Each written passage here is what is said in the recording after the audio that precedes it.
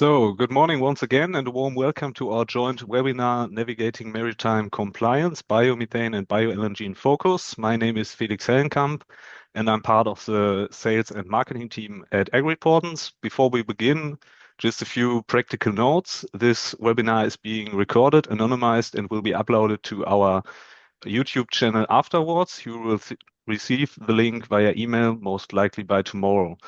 If you're interested in our upcoming events, feel free to visit the events section on our website.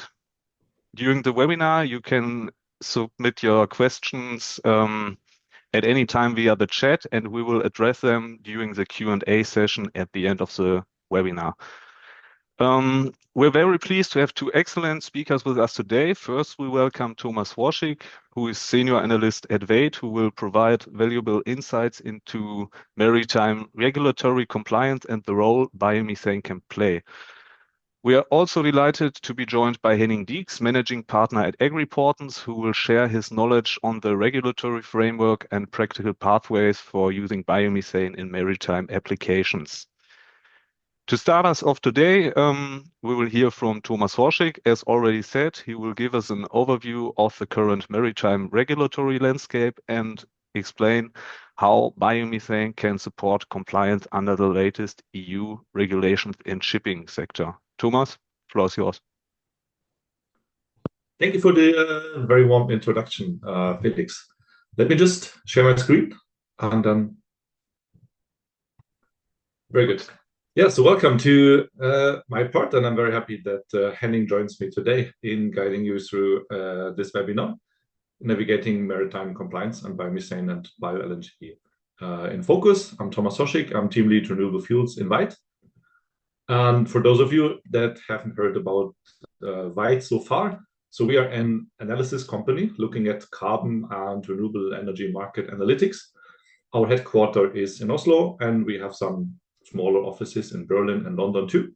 And currently in Vate, we're about 50 people, and we work in the various carbon markets that are displayed on the slide. So we have analysts, and we have a very dedicated team working on renewable power, another team working on European carbon covering EU ETS, UK ETS, and EU ETS 2 very recently as a very important upcoming regulatory. And we also cover global carbon markets. And then what I missed is the box renewable fuels, and that's the one I'm responsible for. So I'm heading the product development and the analytics and intelligence, everything that we offer around biomethane and maritime fuels. And if you wonder what that includes, just stay within the webinar for the upcoming minutes and 45 minutes. And I'll give you an idea what we cover and what type of data and intelligence we have to help you a bit navigating this very difficult sector. And first, I would like to give you more like a broader overview. Where are we more or less today? What is the current status of biomethane in Europe? What are potential growth pathways to 2030? So actually, we see a steady growth in both biogas and biomethane production across Europe. But we also see an increasing share of biogas being upgraded to biomethane. So by the end of 2024, we will see roughly 6 BCM per year, very likely even a little bit more. I think the most recent statistics from EBA will be released in a couple of weeks, mid-December, and then we know this a bit more for sure. But it will be 6 point something, very likely. If you look at the status of the grid connection, we see that more than half of the operating biomethane plants are currently connected to the distribution grid. We see about 18% they are connected to the transmission grid, and 9% they operate without any grid connection. And for the remaining 19%, the grid connection status is not really recorded, so that's something we are not aware of. If we look on the right figure, I tried to map different growth paths for biomethane to 2030 in BCM and compare that a bit to our own biomethane potential calculation. I'll come back to this a bit more. So if you look at the Repower EU plan, that sets an indicative target of 35 BCM, as most of you know, of biomethane per year by 2030, and the accompanying biomethane action plan outlines, let's say, the measures that are needed to accelerate the production. hitting this 35 BCM target requires roughly a sustained growth rate of roughly 36% per year. However, the current annual biomethane growth rate is 20.7%, so significantly lower than what you would have to have if you want to achieve the 35 BCM. The current annual biomethane growth rate, 20.7%, that is very close actually to the growth rate that is implied by national commitments in the NECPs, that is 19.3%, so very close. And today we have about 18 countries that have biomethane and or a biogas target. Of those 13 countries, they have a biomethane only target. And summing up all of this commitment equals roughly 15 BCM. And that is the lower line that you see in the graph, the black line, that is the NECP committed. And as I said, if you compare this to the actual current biomethane growth rate, this is a very likely path that we will see.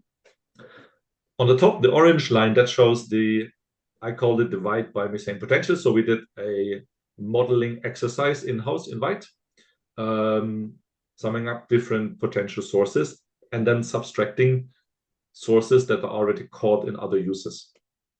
So this is really a potential that you can also call a mobilizable or accessible potential, not like theoretical or technical. So this is really something that is achievable. However, as most of us know, it's not about the amount or the volume of feedstock that is out there. It's more about getting hold of it, right, and integrating it in your supply chain. If you look a bit further, so now we know a bit more about how much biomethane is actually produced in Europe and how much is likely going to be produced, so the growth rate. Let's look a bit more about the end use. And here we can already say that there is a change ongoing in where biomethane is currently used and will be used. And we definitely see that the transport sector is here in the fast lane. So if you look on the left figure here on that slide, that's the biomethane end-use sectors in Europe. It's a number from 2023. Again, EBA will very likely publish new numbers in mid-December. So then we have an update. But you see that roughly a fourth already goes into transport, 15% into power, a good share into heating, but still also a third is unknown. So that's another, of course, topic that most of you are aware of working with biomethane daily. There's a lot of things or a lot of data not out there, or it's unknown. So we don't really know what's happening there. The usage of biomethane and its consumption varies by country. So it's very dependent on geography, infrastructure, societal priorities. We have some transport-focused countries, such as Sweden. So you see that 90 to 98% is used in transport in the form of LNG and CNG. You have Italy and Norway. It's the same. Biomethane is primarily used in transport. You have countries that focus more on heating and electricity. And here a very prominent example is Germany. It's mainly used for building heating and or electricity generation. And there are also countries that have very much a mixed use, more or less like the pie chart you see on the left. And France is one example here. So you have a third that goes into residential heating, 22% into mobility, 20% into industrial processes, and the remaining into urban heating networks. So it's very much dependent on the country, as I said, the geography, infrastructure, regulation, and so on. If you look a bit closer into the use of biomethane in transport, you see that actually the adoption for light vehicles has been very slow compared to heavy-duty vehicles. So this is really the key end use in transport, it's heavy-duty vehicles. There's definitely a growing interest in bio-LNG. We will talk a bit more about this. But what you see currently that 80% of the bio-LNG, and that you can also say the biomethane, used in transport goes to 80% of that goes into road transport. So it's 78% heavy duty vehicles, 2% light duty vehicles, and 17% already goes into maritime. And I think this very well reflects the growing commitment to sustainable shipping solutions. We also see a very similar pattern in the graph that is in the center. This is an example from Germany. It's a biomethane end-use development over the years. And you see that the blue part of the bar charts, which indicates biomethane used in transport, is really growing in the last 4 or 5 years, and already today has a very significant share. So we see, if you want to sum the left and the center figure a bit up, there's already a decent amount of biomethane that goes into transport. 80% of that, however, is used for road transport and 17% for maritime. But we definitely see a very much growing interest of biomethane being used in maritime. And that is also reflected in the right-hand figure. So this shows the projected bio-LNG capacity in Europe in kiloton. The bottom one, dark brown part, shows the plants that are operational. Grayish shows what is under construction. We see orange, that's the share that where already an investment decision has taken place. And then the yellow one is announced plants, where you can be, of course, uncertain if this is capacity that will come online or not.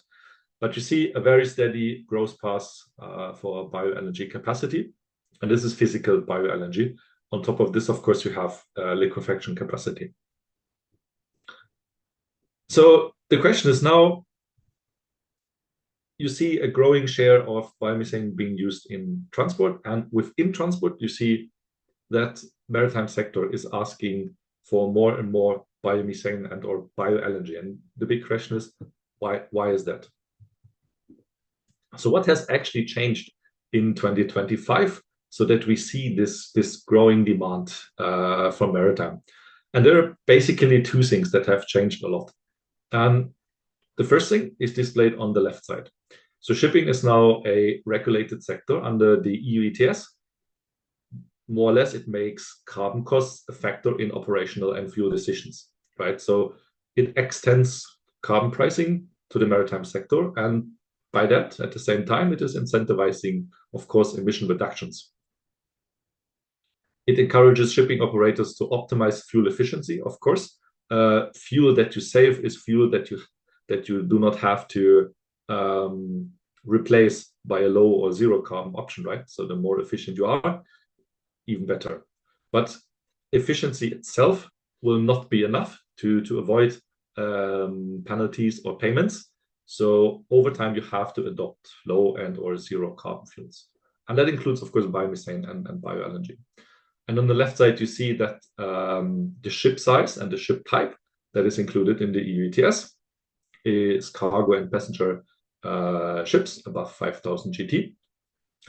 And whereas from 23 to 24, there was only reporting needed. Since 24, it is included in the EU ETS, but only with 40% of the emissions. That is changing now. 70% of the emissions are included.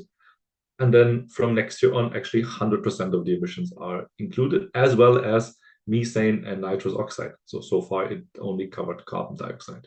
So this is a very, very useful and powerful instrument that has been used in other sectors as well. I mean, the most prominent is the power sector, and that has really led to decarbonization efforts because it puts a price on emissions, and yeah, you want to avoid that, of course. Alongside the EU ETS is a second regulation, Fuel Maritime. I guess most of you have heard about this. And as I said, it's a powerless, so it works alongside EU ETS. And Fuel Maritime obligations, they are effective since 1st of January this year, 2025. It includes more or less the same ships. It's also ships that are above 5,000 GT, and they must measure and reduce their greenhouse gas intensity of fuel use. The reduction target is a moving target. This year, it's very modest. It's 2% reduction compared to the 2020 baseline. However, already in 2030, it's going to 6%, 2035, 14.5%. And then you see on the right-hand figure, the line indicates the Fuel Maritime threshold that the beginning, yes, is quite modest, and the reduction you have to achieve is also quite modest. But then it's getting very steep towards the 2030s and 2040s, and then the reduction is like really significant. And then, of course, you have to weigh if you want to, if you're if you're obliged to work under FuelYou Maritime and you have to pay the penalties or not, depending if you use lower zero carbon fuels or conventional fuels.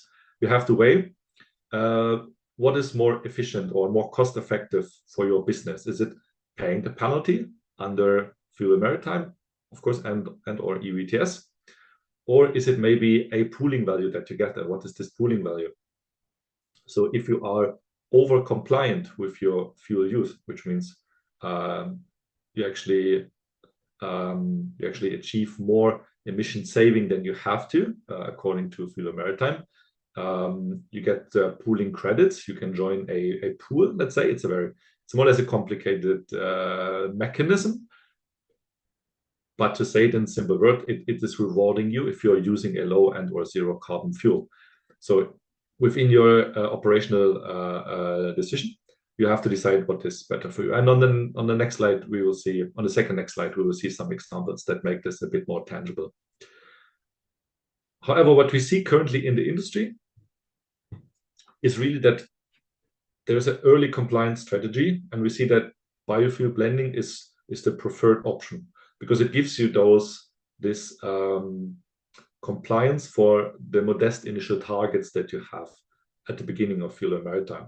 So it requires minimal modifications to ship systems. It is of course less capital intensive than zero carbon fuels. So if you're switching today to hydrogen and ammonia, you need new vessels, infrastructure, training of your crew.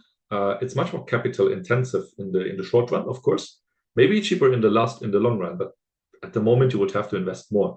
So therefore we see that in the short term, ship owners, most of the ship owners, they are favoring a low risk compliance over long-term decarbonization investments. And that is really stimulating biofuel demand in shipping. And by biofuel in this way, I mean biomethane and bioLNG. It really depends on your ship type. If there are also ships running on conventional fuel, for them it's easier to add a blend, for example, of biodiesel or renewable diesel. But especially ships that are powered by LNG or that are soon equipped with a dual fuel LNG engine. For those, bioLNG is a very, very favorable option. And if you look on the tank to wake basis, you can say that a blend of 20% bioLNG can reduce maritime greenhouse gas emissions by up to 18%. So that is already enough to be compliant up to 2035. So a 20% blend is sufficient to be compliant up to 2035. If you look a bit what this regulation also does with the industry, and then why this is important for biomethane and bioLNG, on the left-hand side, you see the order book of the merchant fleet up to 2029. So this means this is a sum of all orders that are currently in the order book, and the current order book goes to more or less 2029, because this is already a couple of years ahead, and it takes 2-3 years to build such a vessel on average. The unit again is gross tonnage, and this is the most recent data from the end of October 2025. And you see that still slightly more than half of the vessels that are ordered, they are ordered to run on conventional fuel. So with a regular engine running on conventional fuel, heavy fuel oil is the choice there mainly. At the same time, you see that a fourth of the vessels are ordered already to run on LNG. And this number has actually decreased a little bit in the past months.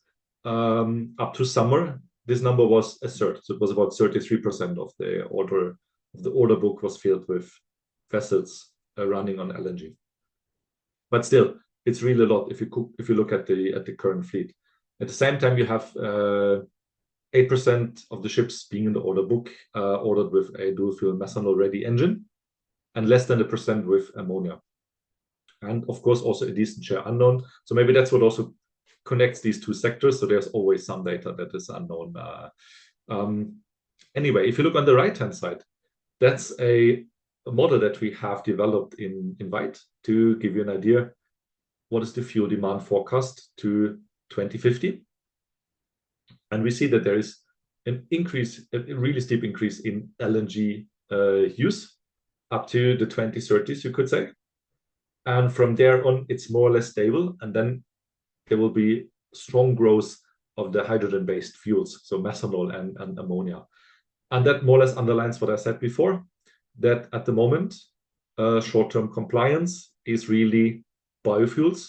Shipping industry is investing into buying biofuels early to be compliant. You see this also in the order book, moving towards LNG, because then you're flexible. You can, in the short term, be compliant by using biofuels, bio-LNG, mixing that into your fuel. Whereas in the long run, you can then convert that engine to run on ammonia, for example, and then you can be compliant in the long run. And as I said, as I promised, to make this a little bit more tangible, we have set up a total cost calculation example to show you why securing bio-LNG supply early can be beneficial for you. And of course, there are a lot of variables that go into such a calculation. And if you have questions, just get back to us. We can talk with you about this. But here we have just made up one example that is quite realistic. It's a 3,000 TEU container ship that is on a 8,700 nautical mile route. That is, for example, Hamburg, Singapore. That is the example we have chosen. So this is an outside EU, intra-EU route, which means that you actually have to pay for half of your emissions. That's the regulation, right? If you're operating only within EU, it's 100%. Outside of EU, of course, 0%. If you go in and out of the EU, it's half. The black bar indicates the bunker cost. Green is the EUA cost, so EUTS. And the orange one is the either fuel use penalty or your pooling value. So this really depends on the fuel use. On the left side, so we take the left-hand chart, and there on the left side is an example for VLSFO, 2028 and 2033. The costs are really increasing, and this is mainly because of the increase of EUA cost and slightly fuel use cost. The second one is if the ship runs on LNG, and here you see already, if you run on LNG, in the short run, you actually have a pooling value already that you can trade. It's not a lot, but there is already some value that you can trade. The third box is a 30% bio-LNG blend. And if you remember what I said before, a 20% blend is enough to be compliant in 2035. So even with this 30% blend, you're overachieving the goals, let's say, that are needed, or the reduction target. So you have quite a decent pooling value that you can trade. But also, at the same time, of course, you have a higher bunker cost because bio-LNG is more expensive than fossil LNG. And the last box is 100% bio-LNG. And you see the increase in bunker cost, but at the same time, a very decent increase of pooling value that you can get. And then on the right side, we more or less added the plus and the minus part of those bars to give you the total cost, right? And there you see that with LNG, you're more or less on par in 2028 with conventional fuel because of the small pooling value that you get. Whereas in 2033, you already achieve savings, right? You're cheaper than using conventional fuel. With the blend, you have significantly lower operational cost. And of course, with full percent, like 100% full bio-LNG, it's the lowest total operational cost. And I mean, I have to say, this is a calculation we did. It depends on a lot of variables. For example, the pooling value, here we took the most recent one that, for example, Gasum has published earlier this week. The value out of their pool, which is 227 euro per ton CO2 equivalents. But of course, you also have to have an idea what is the fuel price for LNG and for bio-LNG up to 2033. So those are our assumptions. And yeah, if you want to know more, just reach out to us. But it is fair to say that this calculation is very dependent on the availability of biomethane, the price of biomethane, the regulation behind that. But I think here it's really Henning that is best to talk about this. And I would like to end my part and hand over to Henning at that time. Thanks a lot for listening. And Henning, the stage is yours. Yes, thanks a lot, Thomas, for this nice overview, especially regarding this different cost dynamics and price dynamics. I would like to proceed with my part, mostly regulation and practical pathway to use biomethane in maritime applications. My name, Henning Dix, for those of you who do not know me, I'm co-founder and CEO of the company Agriportens, a Münster-based company Before I start with my presentation, I can give you a small flavor of what we're doing, solving two major problems in the market. On the one side, issues regarding the wet compliance and gas shipping, and on the other side, regarding the connection of producers and off-takers. On the one side, we're having a software and also streamlined services for the whole WET 2, WET 3 related issues and topics. So having a software there for proper GHG accounting, mass balancing, transfer of POS, GOOs, and also the gas shipping across Europe. And beyond, we also in the matchmaking or brokerage processes of biomethane, liquid CO2, and also bio-LNG. Small overview. So founded the company Agriportens GmbH in June 2021. In the first step was this strong focus on biomethane in the German transport sector. So 2021 mostly bio-CNG. Bio-LNG came then up 2022, 2023, but also like since the last 3 years, we expanded our activities nearly across all products in biomethane, both for subsidized and unsubsidized volumes, but also in different markets, like for instance, UK, RTFC, and other markets. Team of 32 employees. With different backgrounds from oil and gas, from biogas, from agriculture, and so on, and more than 650 paying customers across Europe. But as Thomas already mentioned a little bit, the threshold of the FuelEU Maritime is quite important and quite significant. And to be honest, both LNG, but also especially bio-LNG, have a pivotal role in this game, which I also will present in the next slide. But as a summary, the FuelEU Maritime is an addition to the EU ETS for maritime, which is in place since last year. At Agriportens, we saw initial interest since end of 2023 from different maritime players for bio-LNG for larger vessels, mostly dry bulk, liquid bulk, but also ferries and other types of ships. Because also with the EU ETS, it's quite interesting to use bio-LNG while reducing the EU ETS obligation. It's mostly depending on the euro price, between when the price is 50, 70, or 100 euro. It's varying between 12 to 18 euros, where you can reduce your cost per megawatt hour. As the ones who know a little bit over the prices, with 12 or 15 euros per megawatt hour, it may be not interesting to really purchase bio-LNG on a large scale for your vessels. Therefore, it was quite good for the market that the FuelEU Maritime came in place since January 2025. And there it was like the business case was quite rolling well. And a lot of companies with LNG or dual fuel LNG vessels saw a good business case. Here also the threshold, which was already presented by Thomas until 2050. What is maybe the pivotal role of bio-LNG? Here you see the impact of feedstocks on the GHG value. I brought bio-LNG from waste, bio-LNG manure waste, bio-LNG from manure, and also bio-LNG from manure with carbon capture and storage. And you see really that with the bio-LNG we can achieve this negative CI score or negative GHG value, which makes it quite interesting for ship operators to use bio-LNG or to go the LNG pathway instead of some e-fuels, hydrogen, and so on. Of course, and what's always important, the lower the GHG value, the more limited supply. That's quite important, especially when you're working together with this Blue POS and ISCC.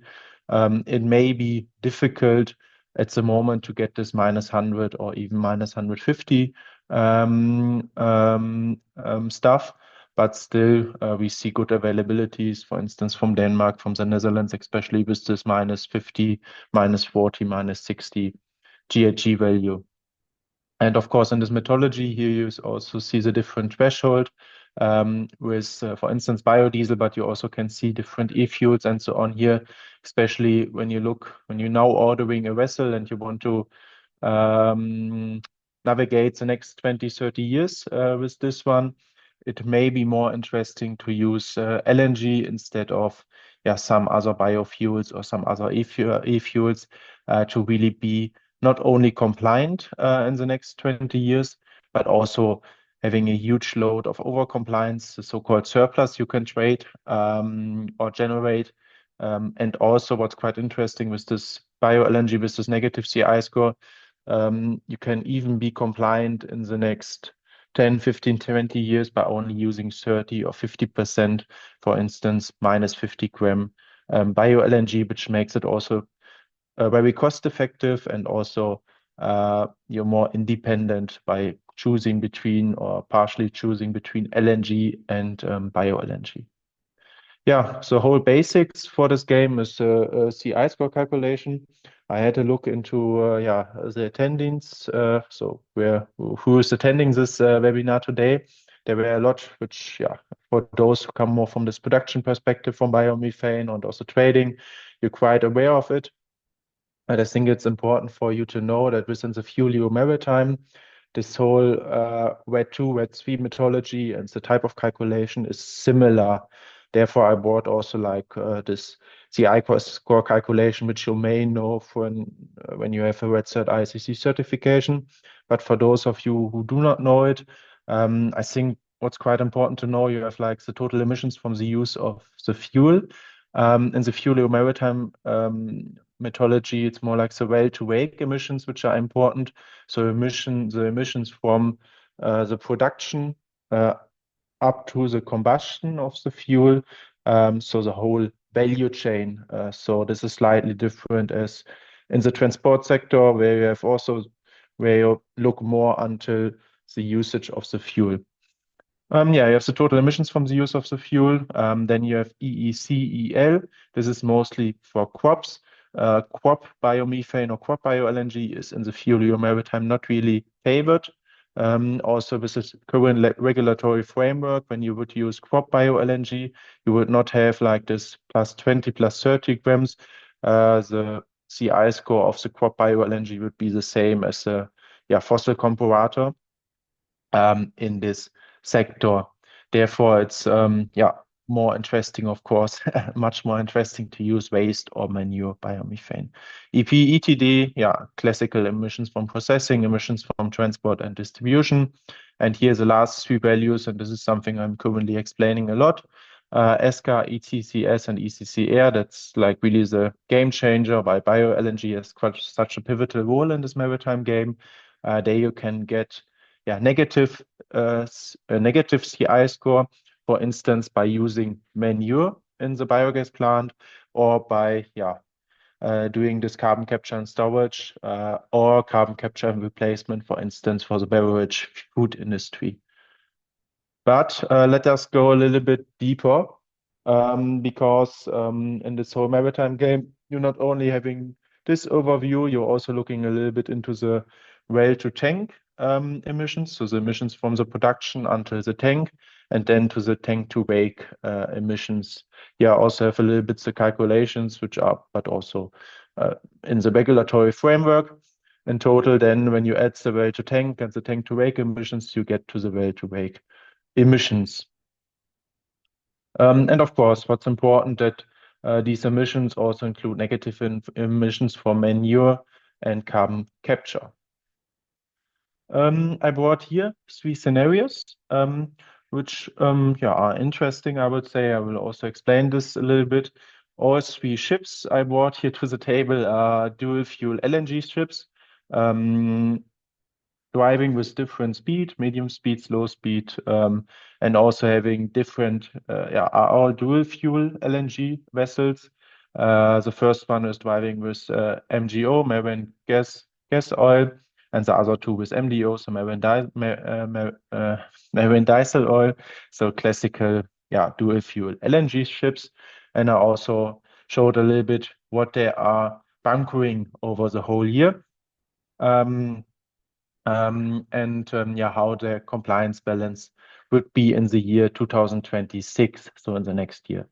The first scenario, it's like only fossil fuels, so 10,000 tons of LNG, which is roughly 150 gigs. And this is not untypically for a vessel with LNG, which bunkers 150 up to 250 gigs of biomethane or bio-LNG or bio-LNG per year. And here then the 1,000 tons of MGO. Here we have a well-to-wake emissions of 106 grams CO2 equivalent per megajoule. Therefore, our compliance balance is negative. So we are emitting more emissions what the 2026 threshold of 89.34 grams CO2 equivalent per megajoule would be. And therefore, we're having a negative compliance balance and would have to find someone with a ship which has like a positive compliance balance, and therefore we could do this pooling mechanism or adapt to this pooling mechanism. The scenario 2 and 3, they're getting more interesting, of course. You see that the result is green or positive. In the first scenario 2, we're having 10,000 tons of LNG and 1,000 tons of MDO.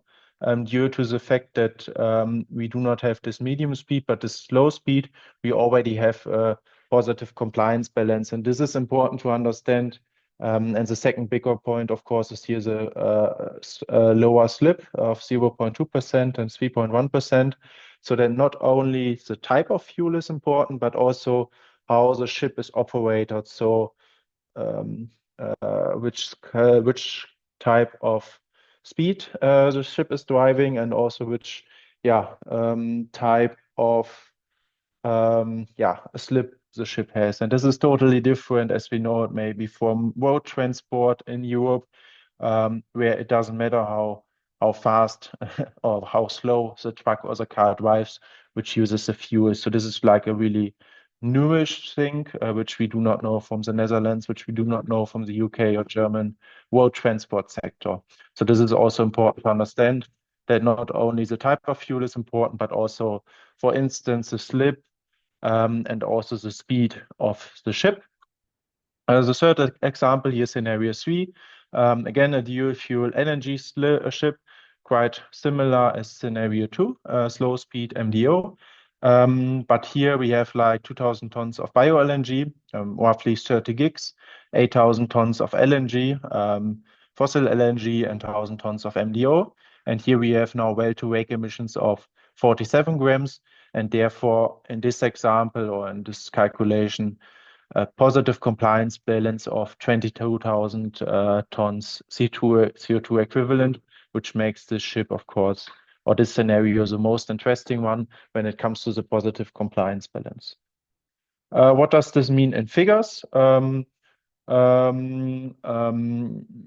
calculated on the one side, when scenario 1 would pay the penalty, they would have to pay 4.7 million euros. Scenario 2 and scenario 3, they would go into this surplus trading in the course of the year. So till 2025, we had surplus prices around 180, 190, 200, 210 in this end year rally. And the prices for the surplus are slightly higher, so around 230. Yesterday, we also discussed something around 235, 240 euros per ton for the surplus, as a lot of ship operators currently realizing that they are not compliant. And of course, it's much more economically feasible for them to being part of a pool instead of paying this fuel penalty. But you realize there's a lot of money in the game, and also what was shown by Thomas, it's quite interesting to use LNG or bio-LNG, and also what you can see here is to optimize on the slip on the one side, but also maybe on the speed of the ship. Yeah, that's like a little bit a small introduction into how this figures look like and how like a little bit the GHG calculation goes a little bit beyond what we already know from the road transport. I think it's quite interesting to have a look in the LNG demand, both for shipping and road transport, because still I see a lot of European players are talking a lot about different transport sectors for road transport.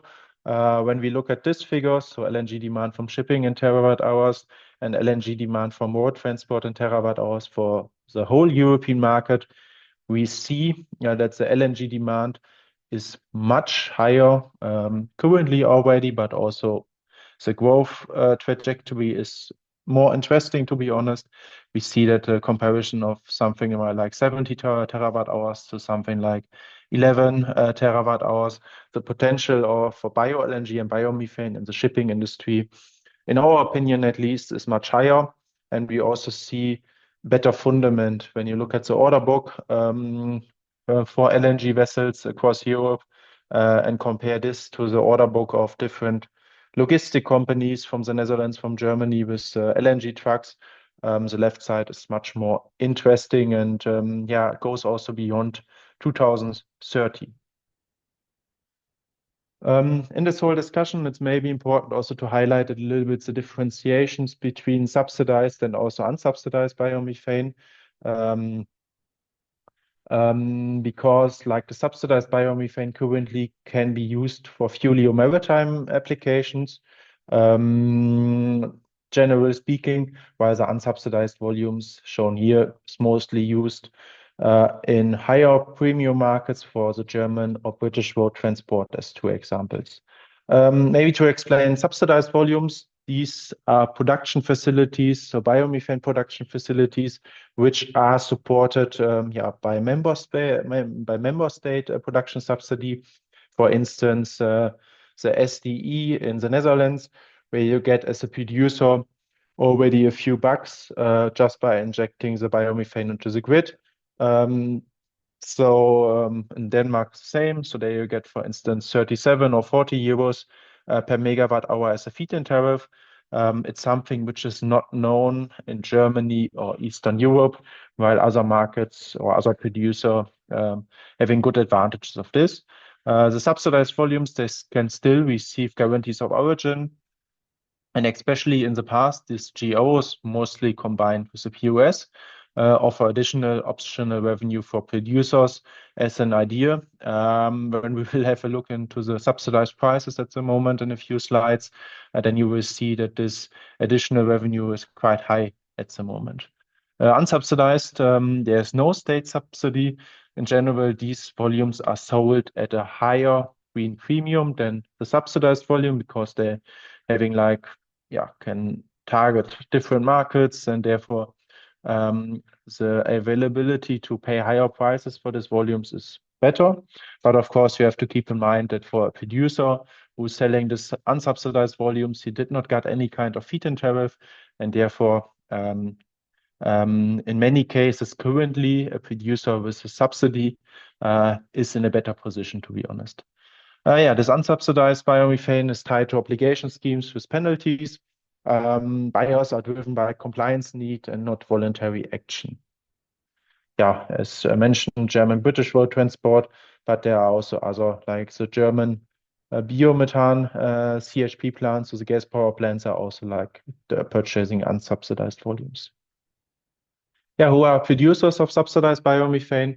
So for you as a maritime player, which kind of producers do you have to target? Denmark, Netherlands, France, Italy, UK, and Sweden are some examples, but there are some further states which have a feed-in tariff.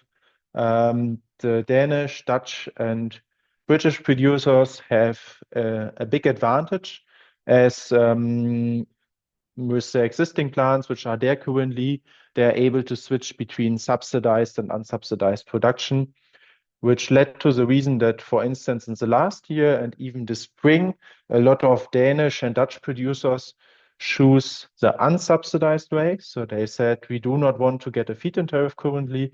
And for instance, they sold via Nabisi their menu volumes into the German road transport sector.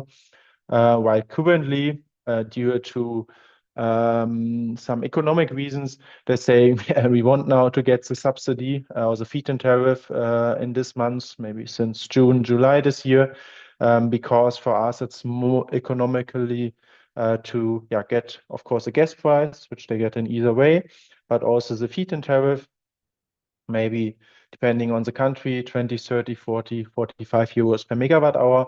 But also they want to get the certificate price, which is then they're generating then maybe more money instead of selling it on an unsubsidized way.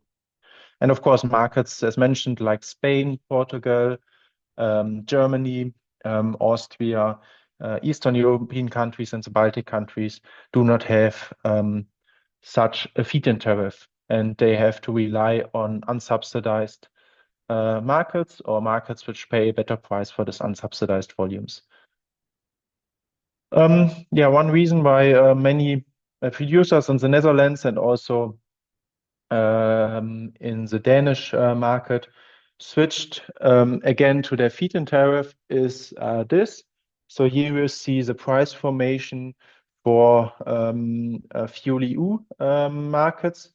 I brought here three categories, which are traded quite a lot.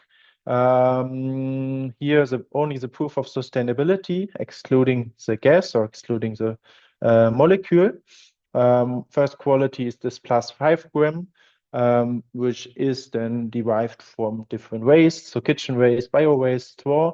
As a second one, it's quite a standard product in this FuelEU market. It's mostly, for instance, a Danish plant who is using waste and manure and has maybe a CI score of ±50 grams. And the third one, in dark green, it's a quality, this -100 gram, which you may also know from German road transport. This is like 100% manure.